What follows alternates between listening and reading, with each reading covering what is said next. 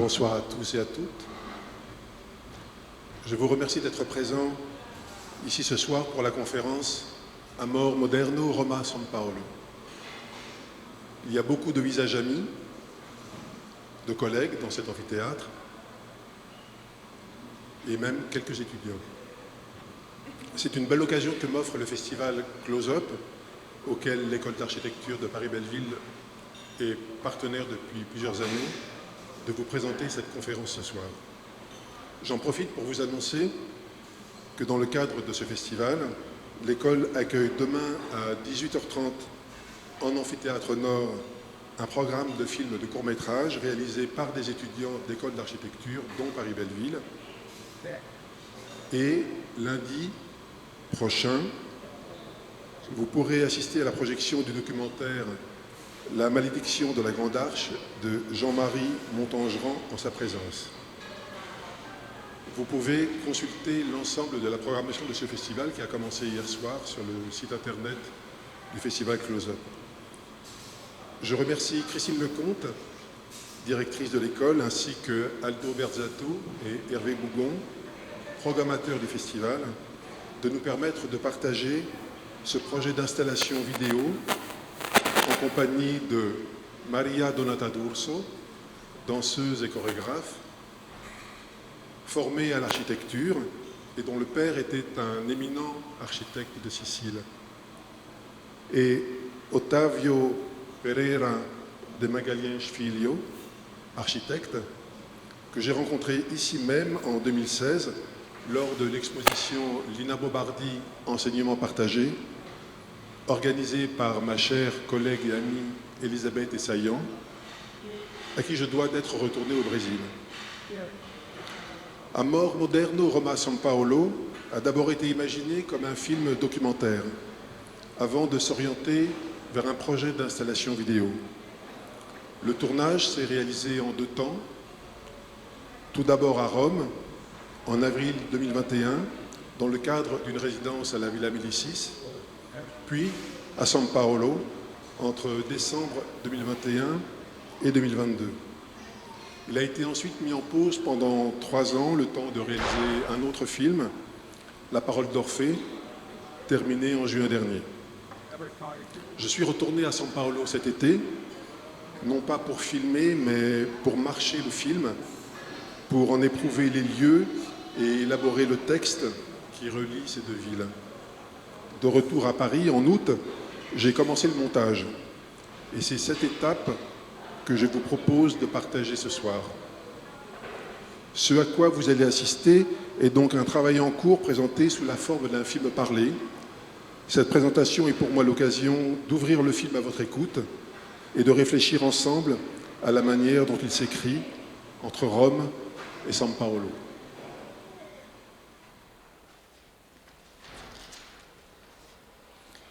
À la mort de mon père, j'ai récupéré les cartes postales que je lui avais envoyées depuis le début des années 90. Ces cartes étaient conservées dans une boîte métallique qu'il gardait sur une table basse, près du canapé où il passait le plus clair de son temps. Lors de mes visites, elles servaient de prétexte pour engager une conversation qui ouvrait sur ses voyages, les nôtres, les miens, un extérieur pour lui qui vivait désormais reclus dans son appartement. Pour passer le temps, je les relisais, je les classais par année, refaisant ainsi le voyage dont la carte conservait le souvenir. Lorsque je lui annonçais un prochain voyage, il avait toujours cette formule « N'oublie pas de m'envoyer une petite carte ». Cette collection forme un journal de mes voyages, du plus proche au plus lointain, de Compiègne à Buenos Aires. Mis à part quelques écarts, ce sont régulièrement des vues de ville, de bâtiments ou d'œuvres d'art. L'Italie est une constante, de même que les peintures de Rembrandt, dont mon père était amateur, l'architecture et quelques ouvrages d'art, des ponts, car mon père était ingénieur dans la métallurgie. Si l'Italie constitue la ligne de fuite de cette suite d'images, le Brésil moderne d'Oscar Niemeyer et de Lina Bobardi apparaît à l'occasion du tournage du film de fiction tourné à San Paolo en 2004, Celui qui aime a raison.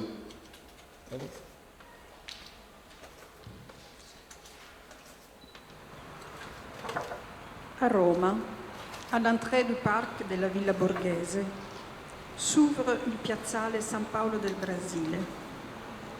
Cette place s'est appelée tout d'abord Piazzale Italia, en célébration de l'unité nationale, puis a été rebaptisée dans les années 30 pour honorer et évoquer l'immigration italienne vers la capitale économique du Brésil.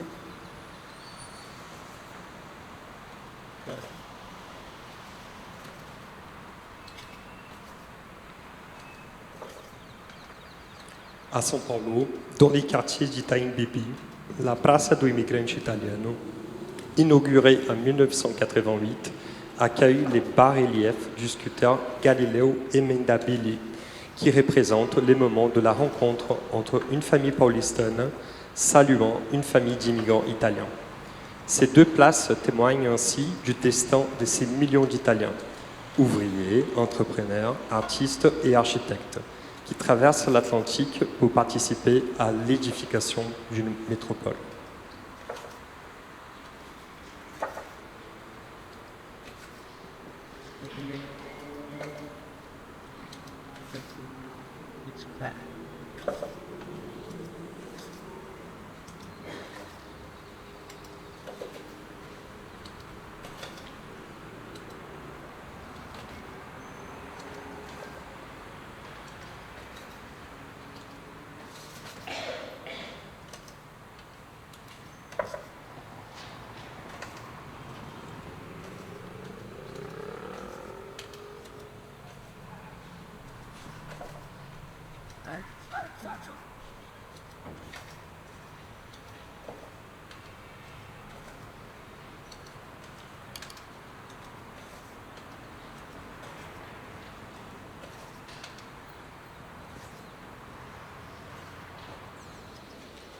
Lors de mes déambulations dans les villes, je cherche des signes qui créent des points de contact d'une ville à l'autre, d'un pays à l'autre.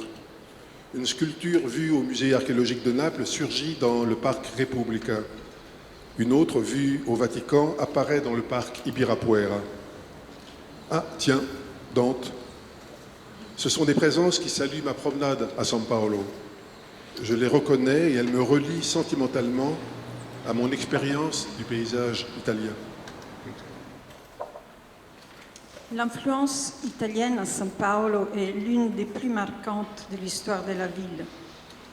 À la fin du XIXe siècle et au début du XXe, des centaines de milliers d'Italiens, principalement originaires du nord d'Italie, émigrent vers le Brésil pour travailler dans des plantations de café, alors principal moteur économique du pays.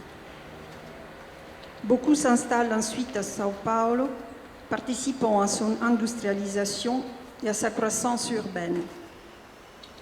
Le quartier de Bella Vista, ou Bexiga, devient l'un des foyers emblématiques de cette communauté. Elle contribue à façonner le monde ouvrier, créant syndicats, associations et journaux. À partir des années 60, la communauté s'est progressivement dispersée dans la ville, de même que des grands travaux urbains ont entraîné des expropriations. Puis, dans les années 70, l'industrialisation a attiré de nouveaux migrants venus du nord-est du Brésil. De même que dans les cimetières de la Consolation et du Araçá, l'empreinte italienne s'exprime dans l'architecture funéraire. Les familles les plus aisées ont commandé aux artistes et marbriers italiens des mausolées, des tombeaux monumentales, des sculptures en marbre ou en bronze, agrémentées d'éléments ornementaux, frontons, art gothique, statues d'anges, motifs symbolistes ou art nouveau. Ces marques visuelles de statut social exposent les références culturelles importées et adaptées et où se lie l'aspiration de ces familles à inscrire leur nom, leur mémoire dans les paysages urbains de São Paulo.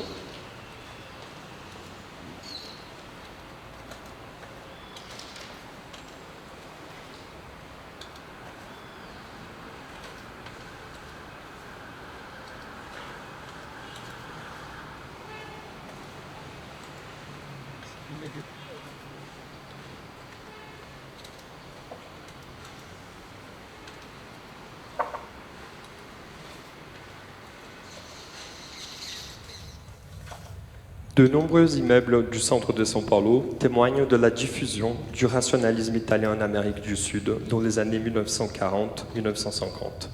Ces mouvements, issus du mouvement Novecento et du groupe 7 italien, a trouvé un terrain fertile au Brésil. Ces édifices présentent une caractéristique fondamentale, l'utilisation de volumes courbes et cylindriques aux angles de rue, qui adoucissent les plans urbains orthogonaux et affirment une présence monumentale. Les balcons constituent l'élément rythmique principal. On observe deux typologies. Les balcons en saillie avec garde-corps plan, qui projettent des ombres marquées, et les balcons filants, qui suivent la courbe de l'édifice. L'utilisation de carreaux de céramique sur les façades constitue une adaptation tropicale du rationalisme européen, répondant aux impératifs climatiques, protection contre les pluies et facilité d'entretien.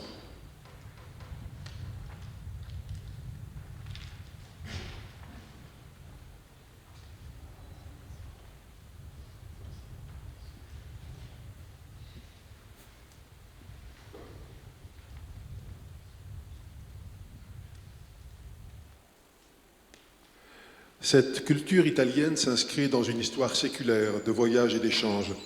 Dès la Renaissance, puis avec une intensité particulière au XVIIIe et au XIXe siècle, artistes, architectes et scientifiques de toute l'Europe convergent vers l'Italie comme vers une terre promise de l'art et de la beauté. Ils viennent étudier les vestiges antiques de Rome, mesurer les proportions du Panthéon, dessiner les façades des palais florentins, copient les peintures et les fresques de Michel-Ange et de Raphaël. De retour dans leur patrie, ils emportent avec eux bien plus que des carnets de croquis. Ils rapportent une vision, un idéal esthétique qu'ils s'emploient alors à réinventer sur leur propre sol. Ainsi naissent aux quatre coins du monde ces fragments d'Italie transplantés, colonnes corinthiennes sur les rives de la Seine, frontons néoclassiques dans les faubourgs de Londres, coupoles inspirées de Saint-Pierre dans les capitales du Nouveau Monde.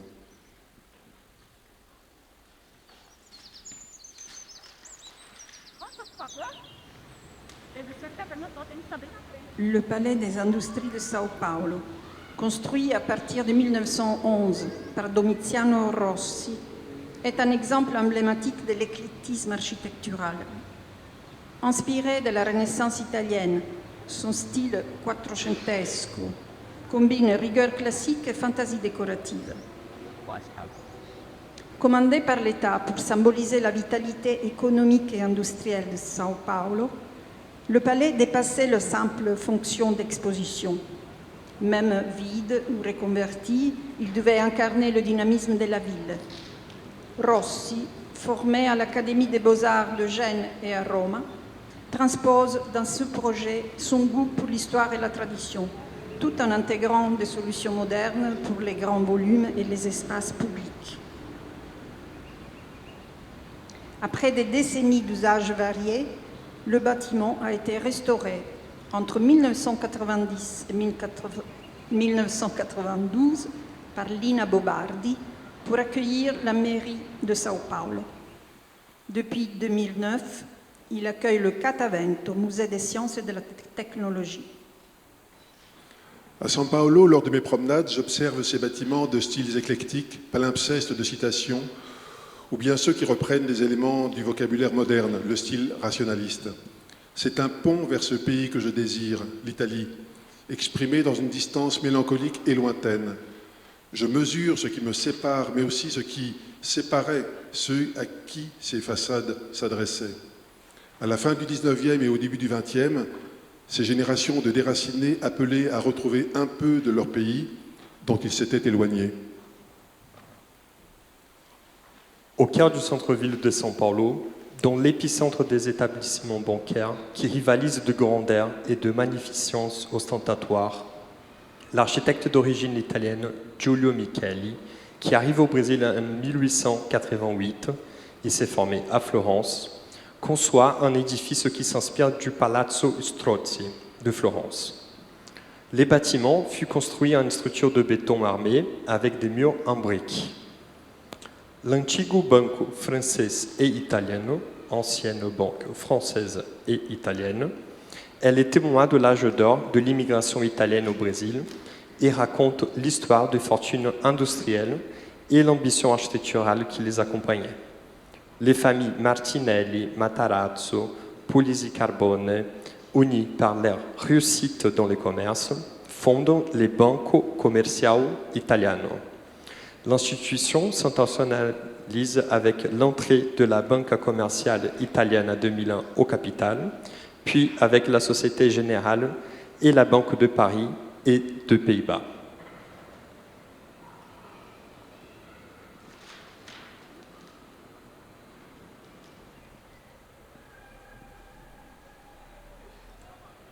J'ai donc voulu mettre deux villes ensemble, Rome et São Paulo, les faire se rencontrer, voir ce qu'elles ont à se dire et à se révéler dans ce jeu de correspondance formelle au regard de leurs architectures.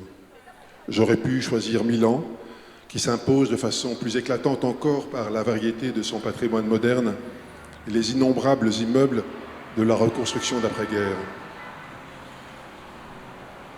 Mais j'ai préféré Rome, car c'était la ville de naissance de Lina Bobardi, et qu'il y a, pour qui s'échappe du parcours remarquable du centre-ville, une autre ville à découvrir. Je l'ai arpenté lors de repérages effectués en 2012 pour l'écriture d'un texte inspiré par l'exclamation de Nanni Moretti dans son film Caro Diario. Che bello sarebbe un film fatto solo di case. Oui, que ce serait beau un film fait uniquement de maisons. Ce projet s'appelait Roma non basta. Rome ne suffit pas. C'est un texte inachevé, mais qui m'avait amené à découvrir les quartiers de Parioli, Montemario, Eur, Garbatella, Villaggio Olimpico, m'inspirant des balades en scooter de Moretti et des dérives urbaines du groupe Stalker et de son observatoire nomade.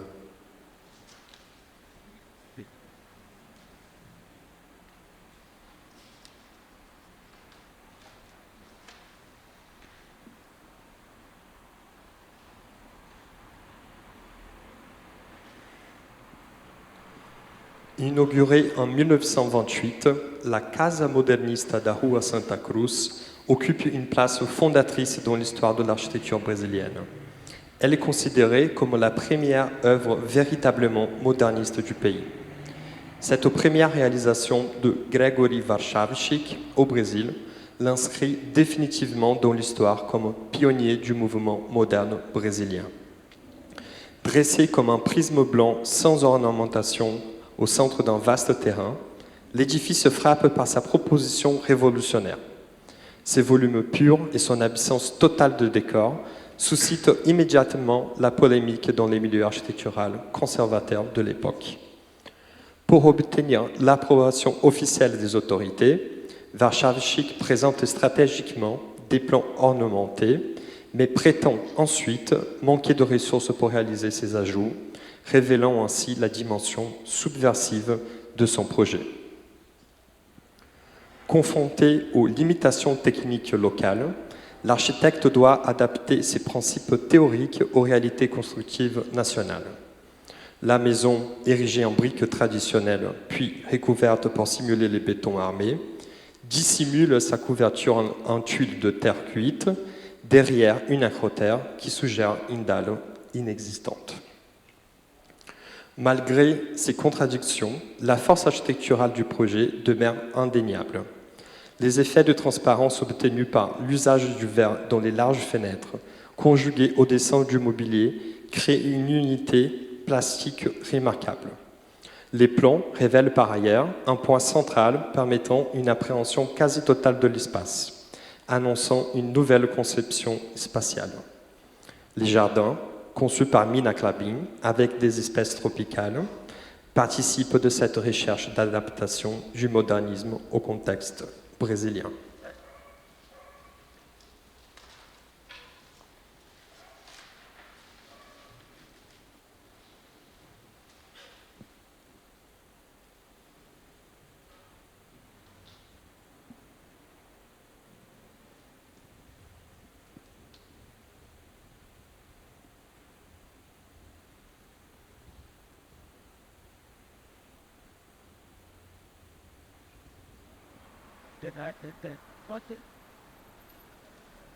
Gregory Warszawiczyk est né à Odessa en 1996 et a étudié à l'Académie des Beaux-Arts de Rome, où il suit l'enseignement de Marcello Piacentini, figure centrale du débat architectural italien dans l'entre-deux-guerres. De cette formation, il retient à la fois une discipline classique et la nécessité de refonder l'architecture face aux transformations techniques et sociales du XXe siècle. Nourri par le débat européen sur le rationalisme, il s'oriente très tôt vers une rupture avec les ornements historicistes qui dominaient encore la pratique architecturale. Arrivé à São Paulo en 1923, Warszawiczyk publie dès 1925 un article manifeste où il dénonce l'usage décoratif hérité des styles passés. Tudo isso era lógico e bonito, mas agora já não é. Tout cela était logique et beau, mais ne l'est plus.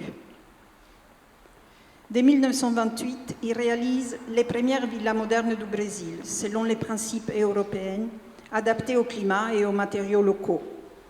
Cette œuvre, en décalage radical avec les maisons bourgeoises paulistes, marque un tournant dans le paysage architectural de la ville.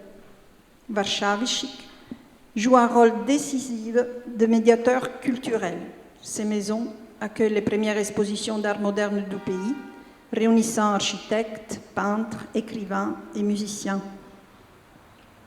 Comme Rino Levi après lui, Warszawiczyk contribue ainsi à détacher l'architecture brésilienne de la simple imitation des styles italiens ou français, pour en faire une discipline ouverte à l'expérimentation, capable d'assumer les contradictions et les potentialités du Brésil moderne.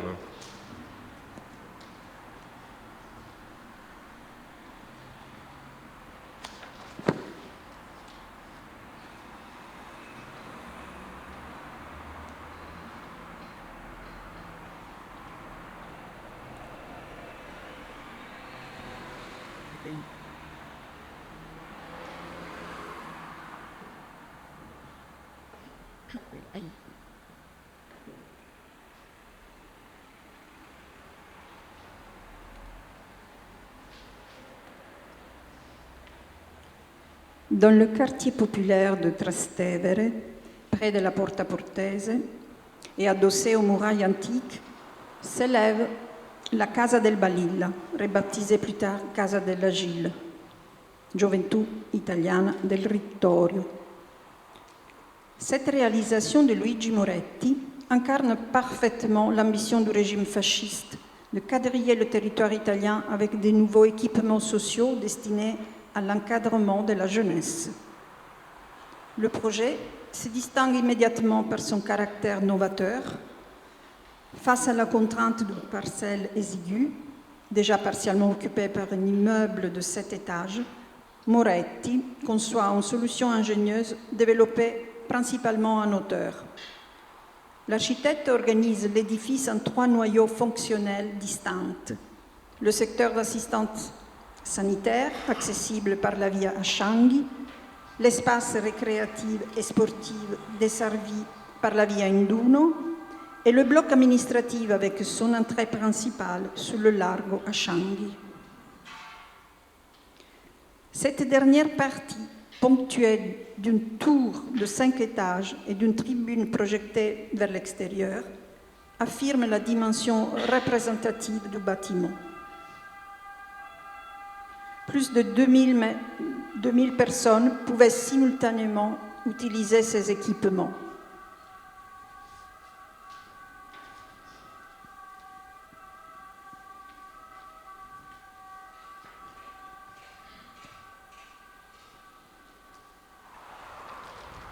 Mon goût pour l'Italie m'amène, lorsque je voyage, à rechercher les signes qui m'y font penser. La toponymie des rues, le foisonnement imaginatif des enseignes est un jeu de pistes permanent dans les villes. Mais au-delà de ce jeu, c'est un sentiment de nostalgie que cette sollicitation provoque. Dans « À la recherche du temps perdu », Proust exprime ce sentiment mieux que je ne saurais le dire. Les pays que nous désirons tiennent à chaque moment beaucoup plus de place dans notre vie véritable que le pays où nous nous trouvons effectivement. Il s'agit bien de désir, une tension affective nourrie par la mémoire et par un imaginaire de signes dispersés qui convoque un ailleurs. Désirer l'Italie depuis São Paulo, c'est reconnaître dans la ville brésilienne les traces qui en portent l'écho. C'est une manière d'habiter la ville par projection et par reconnaissance. Retrouver l'Italie dans ses fragments transposés, déplacés, réinterprétés. Mon désir devient ainsi un mode de lecture du paysage urbain, un détour d'intimité entre deux géographies, celle où je suis et celle que je désire, qui se rejoignent dans un même mouvement d'affection, un fondu enchaîné sentimental, pour reprendre un élément de vocabulaire du cinéma.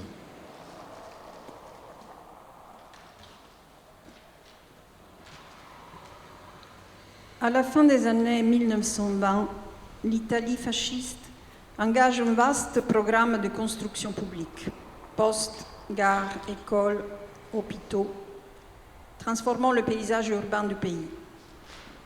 Il s'agit à la fois de moderniser le territoire et d'affirmer par l'architecture l'efficacité du nouvel État totalitaire. Une génération d'architectes promeut alors une esthétique rationaliste, volume simple, lignes épurées, usage du béton, du verre, de l'acier, primauté de la fonction sur l'ornement. Ce choix paradoxal pour un régime autoritaire s'explique par la volonté initiale de Mussolini d'incarner la modernité. Le rationalisme devient le langage d'un futur national, avant-garde d'une Italie régénérée. Mais à partir de 1934, le régime se tourne vers une monumentalité plus classique, inspirée de Rome et de la Renaissance. Colonnes, frontons, symboles impériaux. Les architectes modernistes devront alors composer avec ce retour à l'ordre, conciliant leur foi dans la clarté et la fonction avec les exigences d'un pouvoir qui, après les avoir encouragés, se met à craindre la liberté et la radicalité de leur langage.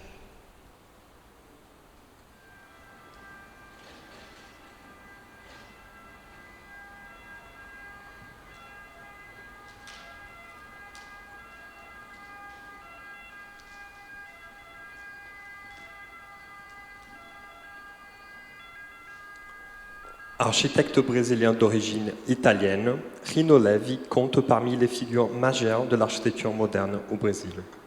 Formé à Rome puis à Milan, il revient à São Paulo dans les années 1920, où il ouvre son bureau en 1926. L'édifice Guarani, l'un de ses projets les plus audacieux de l'entre-deux-guerres, illustre parfaitement sa capacité à intégrer contraintes du site, rationalité fonctionnelle et sens de l'espace collectif. Sa volumétrie en demi-cercle épouse exactement les contours irréguliers de la parcelle, transformant une contrainte foncière en geste architectural marquant. Cette géométrie confère à l'immeuble une forte identité urbaine, tout en ouvrant généreusement ses appartements sur les paysages.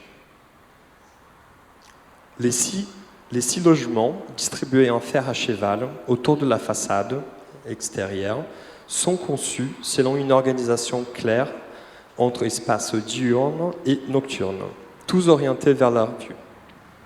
À l'inverse, les zones de service, plus introverties, se déploient sur la cour intérieure. Les socles, occupés par des commerces et des services, s'adaptent aux pentes du terrain et constituent une base orthogonale régulière. Au-dessus, les cylindres de logement se détachent, portés par des puissantes colonnes, et semblent littéralement posés sur la ville.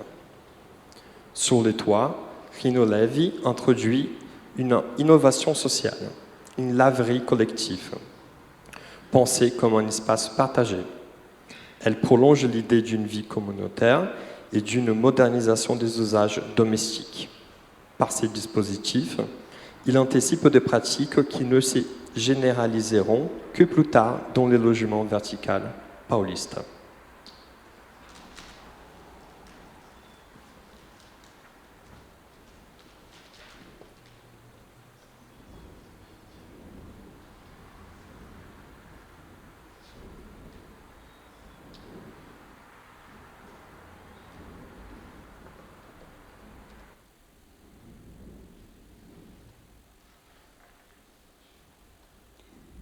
Dans le paysage architectural dell'Eur, Exposition universelle de Rome de 1942, il Palazzo dei Congressi d'Adalberto Libera occupe une place singulière. Parmi tous les édifices réalisés à l'époque, il fut le seul à réussir l'exploit d'interpréter de manière moderne les contraintes imposées par le régime fasciste. Cette réussite ne fut pas acquise sans difficulté.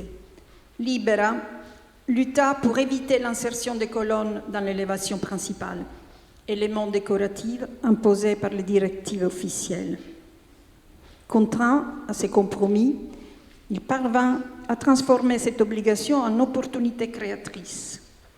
Ces colonnes adoptent une stylisation abstraite et radicale, dépourvue de tout chapiteau. La monumentalité du bâtiment s'atténue dans l'articulation des deux volumes purs, de grande masse, magnifiés par la solution structurelle du dôme de couronnement. Cette coupole constitue l'un des tours de force de Libera, portée par une croisée métallique qui s'appuie au seul sommet du carré de base. Elle défie les lois de la pesanteur par sa légèreté apparente.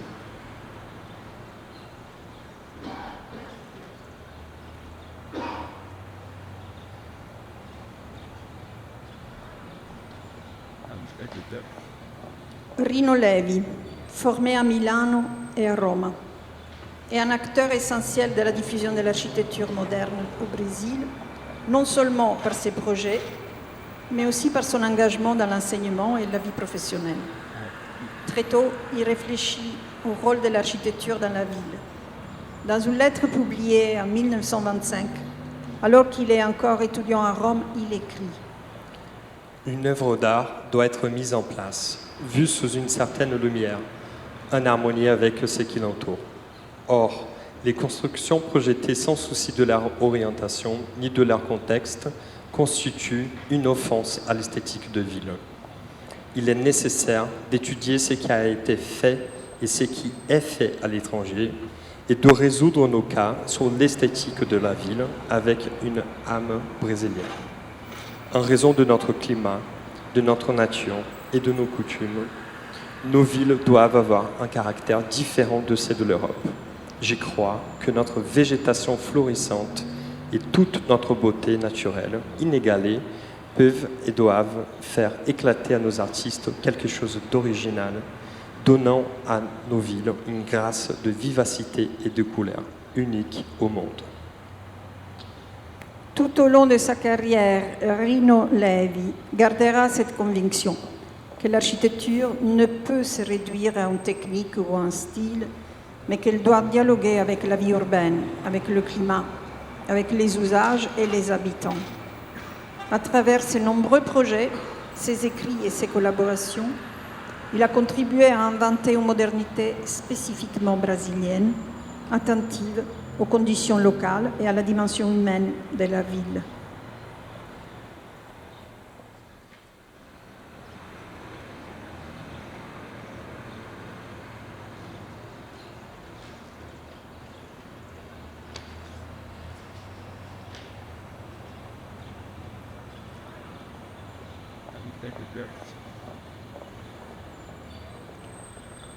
Inauguré en 1951, les sièges de l'Institut des architectes du Brésil témoignent d'une expérience collaborative unique dans l'histoire de l'architecture brésilienne moderne.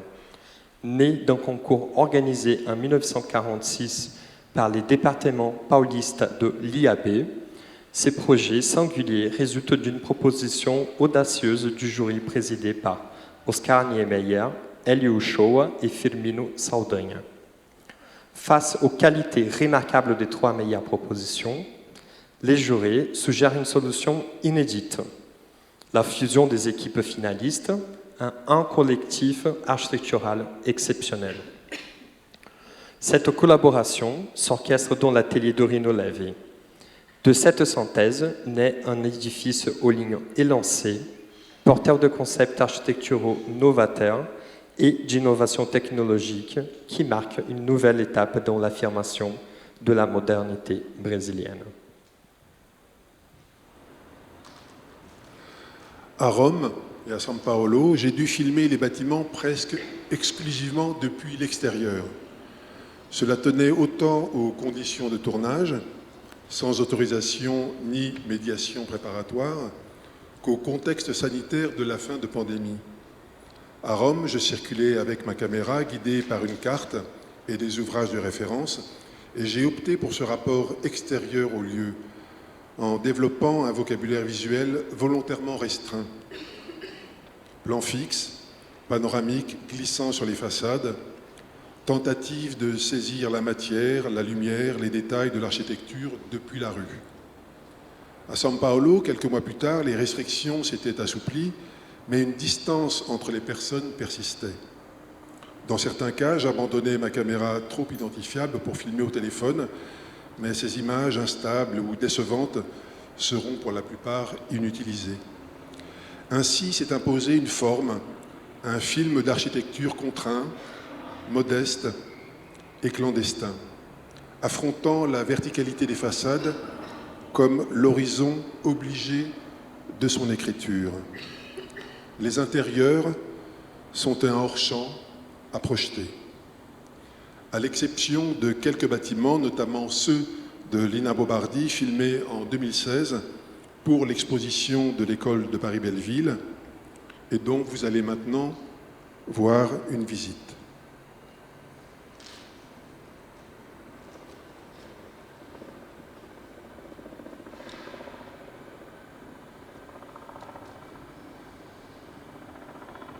Achevée en 1951 dans le quartier de la Villa Morumbi, la Casa de Vidro marque les débuts architecturaux du Brésil de Lina Bobardi.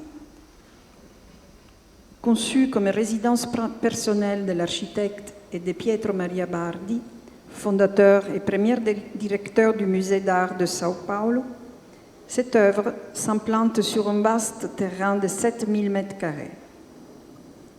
L'insertion respectueuse dans ce site, au relief prononcé, révèle la sensibilité écologique avant-gardiste de l'architecte, qui choisit de suspendre son édifice au-dessus du sol naturel par un système de pilotis, préservant ainsi intégralement le profil originel du terrain.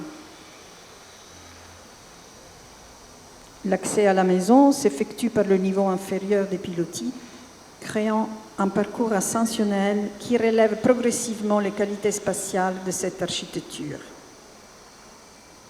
Un escalier métallique conduit au niveau de vie principal, manageant des vues sous la construction et sous le jardin.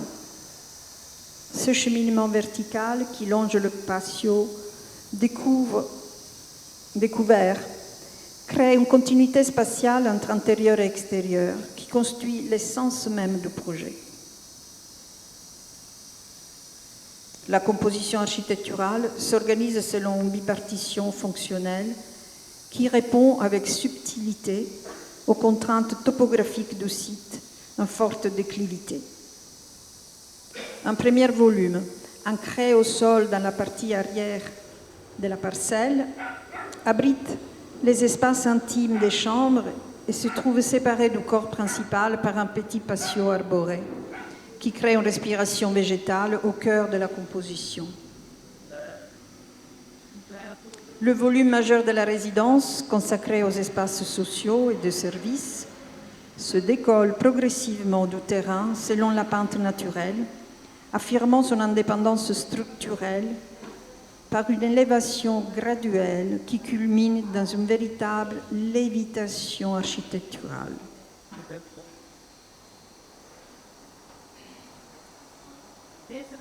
L'étage principal développe un espace de vie fluide où se conjuguent salon, bibliothèque et salle à manger dans un volume vitré sur toutes ses surfaces.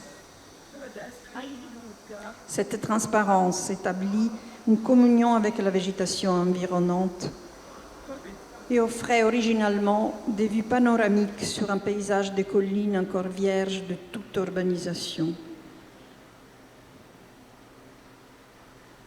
L'architecture devient ainsi un cadre transparent permettant l'appropriation visuelle du grand paysage, transformant l'intérieur domestique en extension naturelle du territoire.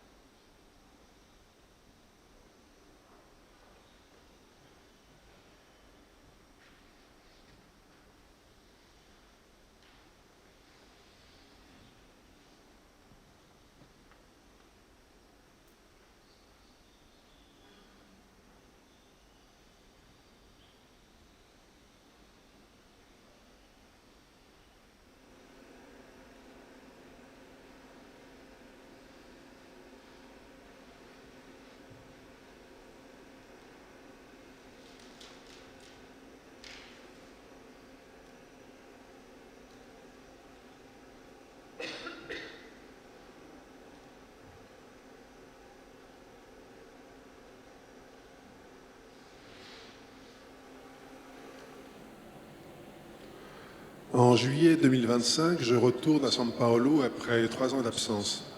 C'est pour moi une interruption longue et inhabituelle depuis 2016, année de mon retour dans le cadre du tournage des films pour l'exposition Lina Bobardi. Je m'y rendais au moins une fois par an. Ce séjour d'un mois à São Paulo, je l'envisageais comme un retour dans la matière même de mon film. Revoir les lieux, les places, les situations urbaines auxquelles je suis sentimentalement attaché. Bref, penser et marcher mon film. J'avais pris ma caméra au cas où, mais je voulais surtout habiter la ville, retourner au MASPI, au CESC de Lina Bobardi, revoir les bâtiments de Paulo Mendes da Rocha ou de Vila Nova Artigas, aller au cinéma, voir des spectacles et mes amis.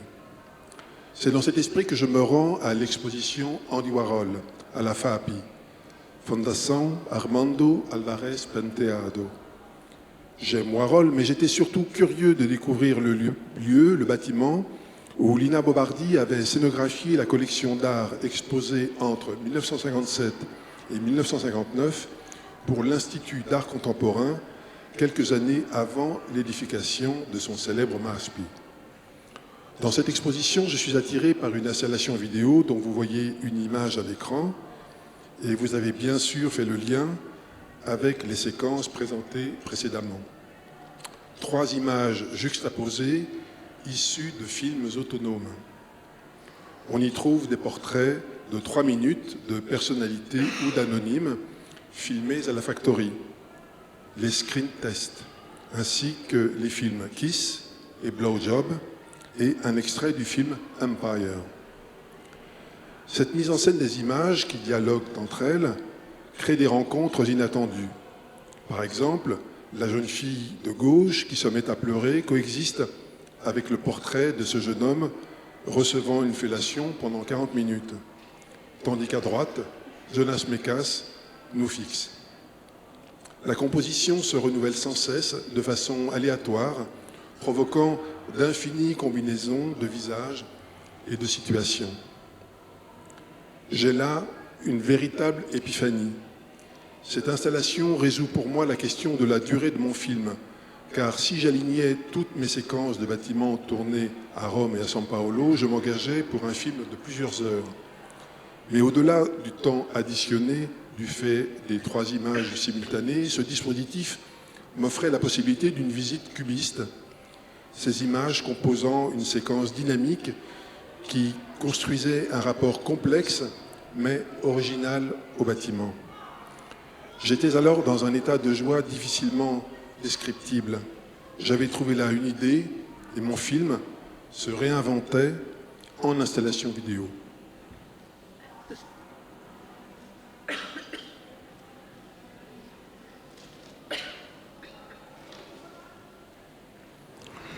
Dans les quartiers de Barra Funda se dresse l'édifice Cícero Prado, témoin de l'évolution architecturale paulista des années 50.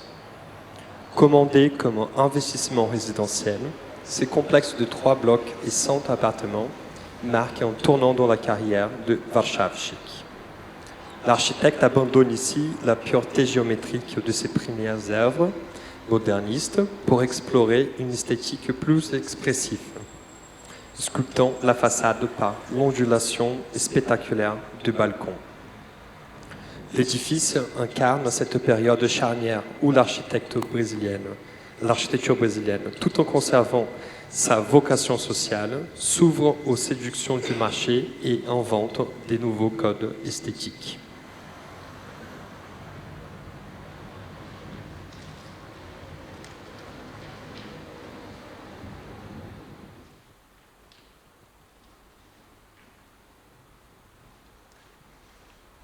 La coupole du Palazzetto dello Sport, qui s'élève Piazza Pollodoro, porte la signature de Pierluigi Nervi, figure atypique et géniale de l'architecture italienne.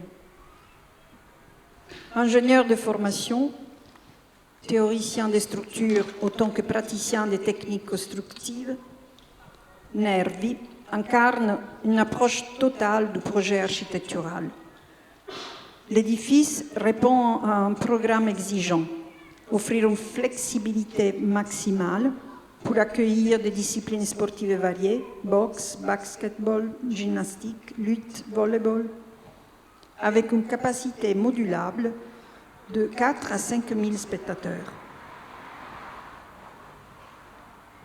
Nervi résout ce défi par une géométrie d'une simplicité parfaite. Une salle circulaire de 50 mètres de diamètre, couverte d'une calotte sphérique culminant à 21 mètres au-dessus du terrain de jeu.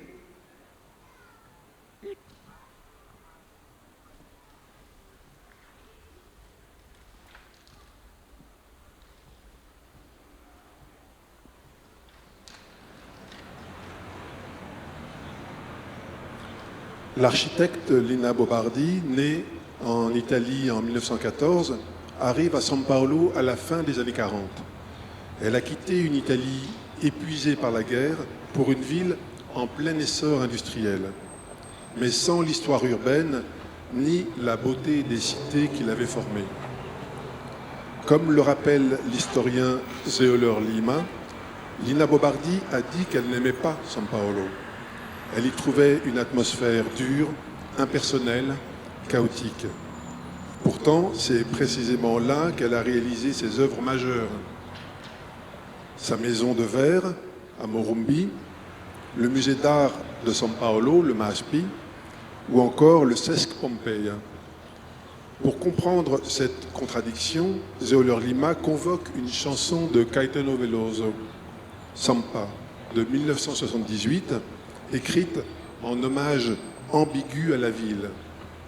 Veloso y chante Es o avesso do avesso do avesso do avesso.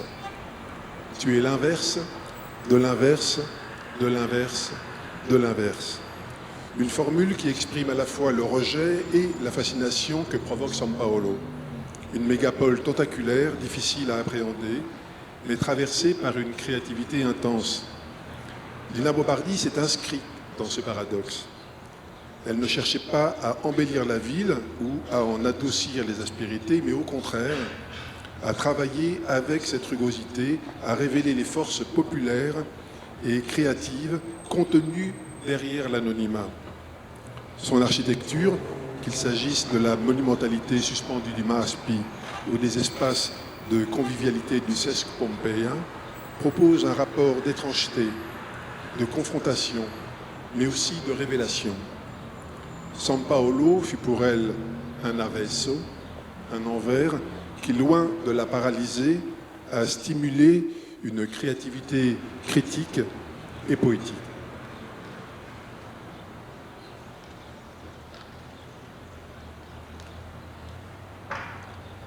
L'histoire du MASP débute en 1947 sous l'impulsion de l'entrepreneur Assis Chateaubriand, avec le soutien de Pietro Maria Bardi, qui en devient les directeurs fondateurs. Profitant de l'économie d'après-guerre, d'importantes œuvres d'art furent acquises en Europe à des prix avantageux, constituant une collection exceptionnelle qui nécessitait un lieu à la hauteur de son prestige. L'implantation du musée sur l'avenue Paulista revêt une dimension symbolique majeure. La parcelle était assortie d'une prescription contraignante mais visionnaire. La vue panoramique vers les centres-villes ne devait pas être obstrue. Cette exigence légale devient les générateurs du parti architectural les plus spectaculaires. Lina Bobardi conçoit un belvédère suspendu qui préserve intégralement la continuité visuelle entre les parcs Siqueira Campus et la vallée du Saracura. Ces halls civiques, les vents livres, espaces publics couverts, témoignent de la vitalité persistante de ces projets visionnaires. La prouesse structurelle du MASP constitue un dialogue exemplaire entre architecture et ingénierie.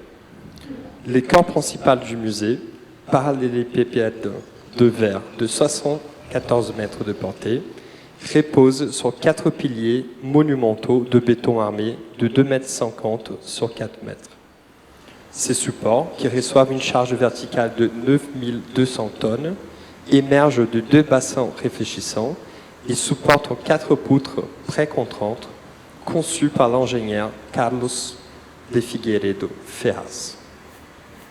L'esthétique architecturale de Lina Bobardi revendique délibérément ce qu'elle nomme architecture pauvre, une approche directe et dépouillée, restreinte aux éléments essentiels.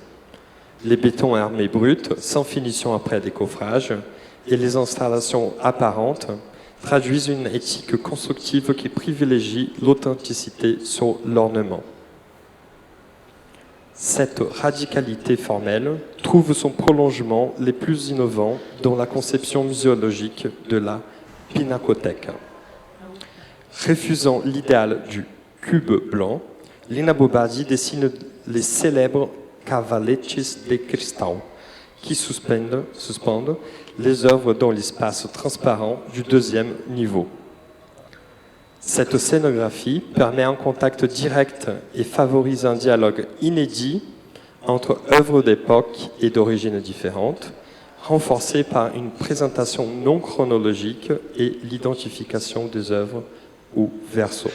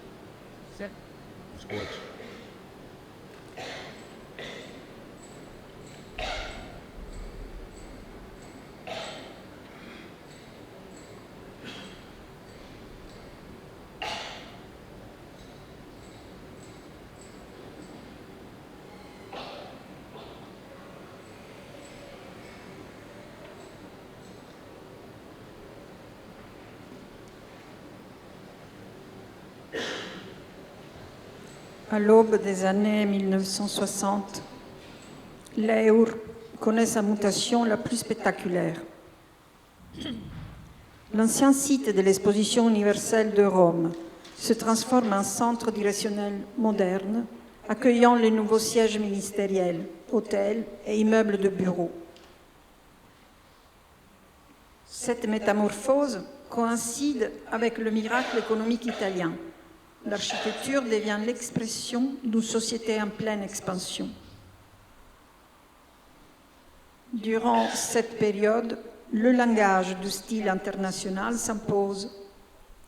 Géométrie épurée, vaste parois vitrée, raffinement du détail constituent les codes d'une modernité triomphante. Le siège de l'Ente Nazionale Idrocarburi incarne l'aboutissement de cette esthétique de la fonctionnalité industrialisée. Les façades principales de cette tour de 21 étages adoptent le vocabulaire du mur rideau, menuiserie d'aluminium et verre teinté vert bleu créent une enveloppe transparente qui dialogue avec le paysage environnant. Cette architecture de la légèreté, édifiée au bord d'un lac artificiel, contraste avec la monumentalité de l'Eur historique et s'inscrit dans le paysage comme le symbole d'une Italie industrielle conquérante.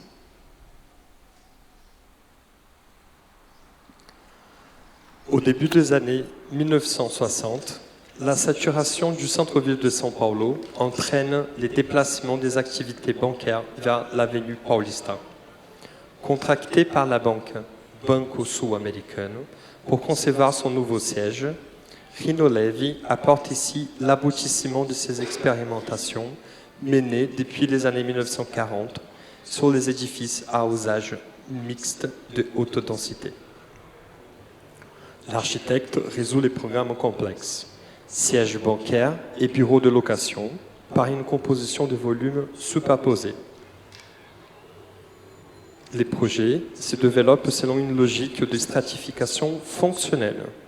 Un socle horizontal de 3 étages occupe l'intégralité de la parcelle, abritant l'agence bancaire au rez-de-chaussée et les services administratifs au niveau supérieur. Au-dessus s'élève une tour bardée de brises de soleil, mobile en aluminium, qui contrôle l'ensoleillement.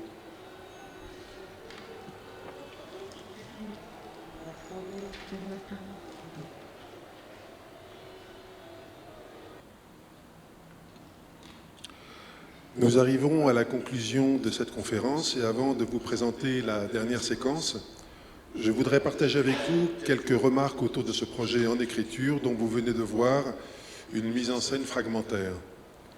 Entre 2021 et 2022, j'ai filmé 46 bâtiments à Rome et 77 à São Paulo. L'installation Amor Moderno ne pourra pas les représenter toutes et tous. Après un mois de montage en août dernier, j'ai abouti à un premier bout à bout d'environ 2 heures. Un parcours chronologique entre les deux villes. Ce soir, nous vous avons proposé l'articulation d'images et de textes afin d'éprouver cette combinaison qui mêle récit personnel, notices biographiques d'architectes et descriptions de bâtiments. Cette présentation constitue une étape vers la réalisation d'une installation vidéo à 3 écrans juxtaposés où se déploiera ce dialogue entre les deux villes commenté par ma voix, ainsi qu'une voix italienne et une voix brésilienne, cette fois originale et sous-titrée. Il m'est difficile d'exprimer le sentiment que je porte à ces deux villes. Mon séjour à Rome, à la Villa Médicis, a été un enchantement stupéfait, un précipité hyperbolique de mon attachement à l'Italie. Pour São Paulo, c'est d'une autre nature. C'est de l'ordre de la sidération amoureuse face à la profusion de situations humaines et urbaines. Rendre compte de ces émotions dans une installation vidéo est une gageure. Mais filmer, pour moi, a toujours été un moyen de rendre compte de mon attachement et de mon admiration. C'est à la fois montrer, démontrer, mais aussi m'inscrire, être plus, un peu plus longtemps à un endroit. Devant la pyramide de Cestius à Rome, ou près des danseurs amateurs du centre culturel de San Paolo, je suis là et je filme. Voici donc la dernière séquence de cette présentation, une visite du Sesc Pompeia de Lina Bo Bardi.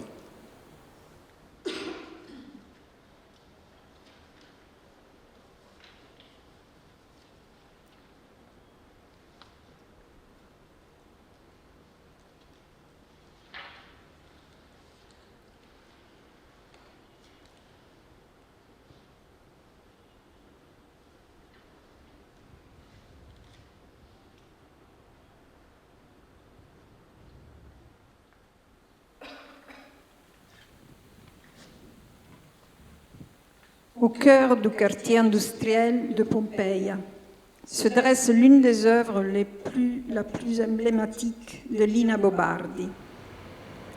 L'histoire commence en 1973, lorsque le Sesc acquiert une ancienne fabrique d'huile construite en 1938 par la firme Mauser & Company, témoin de l'architecture industrielle anglaise du début du XXe siècle. Le projet initial prévoyait la démolition complète des bâtiments existants.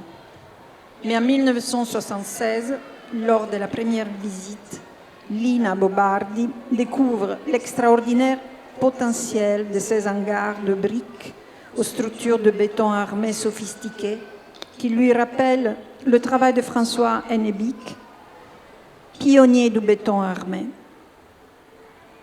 Plus encore, elle observe un spectacle inattendu.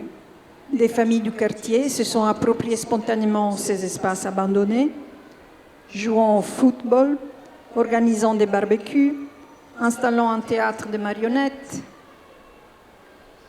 Cette révélation transforme radicalement sa vision. Plutôt que construire du neuf, elle choisit de préserver cette atmosphère spontanée et populaire. Son intervention respecte l'austérité industrielle tout en révélant la beauté brute des matériaux, briques apparentes, structures de béton et charpentes de bois, conservent leur caractère authentique. L'ancienne rue pavée devient l'épine dorsale du projet, distribuant la circulation vers les différents espaces. Dans les hangars réhabilités s'installent bibliothèques, théâtres, ateliers, expositions et espaces de convivialité, ainsi qu'un grand deck solarium. Mais c'est dans la partie sportive que Lina Bo Bardi révèle toute son audace architecturale.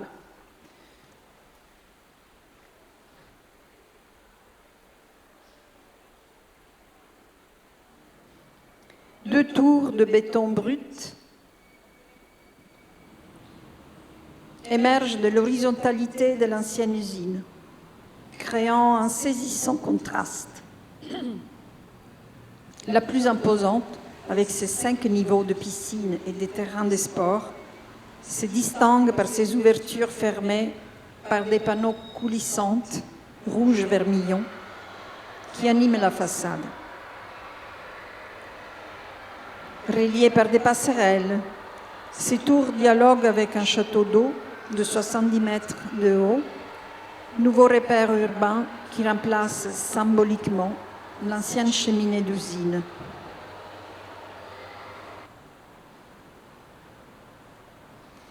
Dans chaque détail, Lina Bo Bardi réinvente le modernisme brésilien.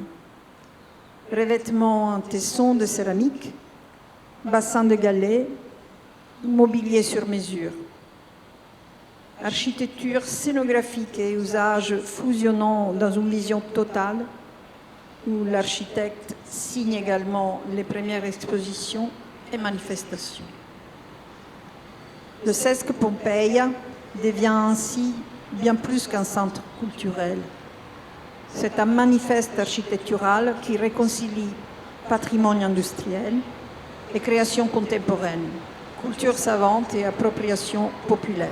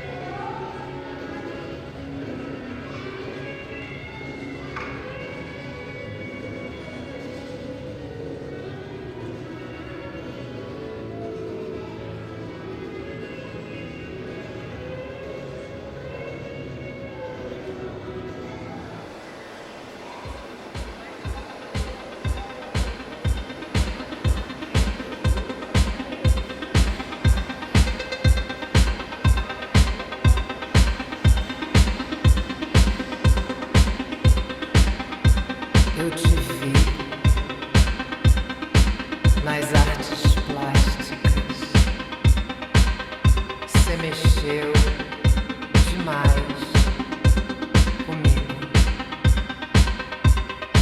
Tu é o revival do marinheiro. Você sabe circular. Meu look eu pensei o dia inteiro só pra te encontrar.